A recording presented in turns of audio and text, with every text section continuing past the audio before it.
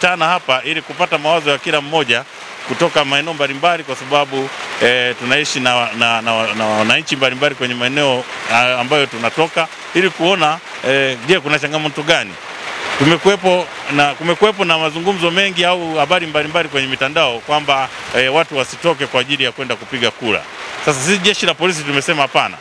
Tumefanya kikao na askari, wanatuhakikishia kwamba wananchi wamehamasika kwenye maeneo mbalimbali kutokana na mikutano, elimu tunayotoa kwenye mikutano, kwenye makanisa, kwenye vyombo vya habari, kwamba watu wajitokeze kwa wingi kwenda kupiga kura kama walivyojiandikisha, ili watumie haki yao ya msingi kupiga kura. Kulikuwa kutokana na ulinzi tuliokuwa tunaimarisha sisi jeshi la polisi mkoa wa Mbeya, hakuna viashiria vyovyote vya vurugu vilivyofanyika katika mikutano hiyo ya kampeni.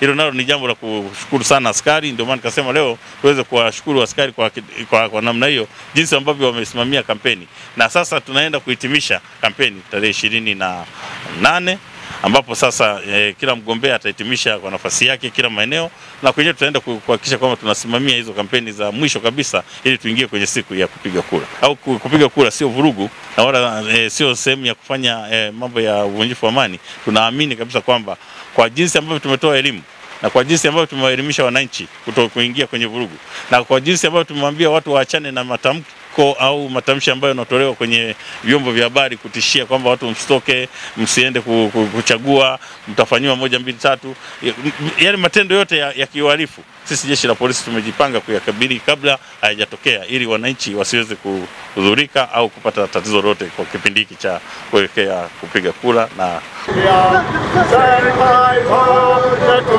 my family.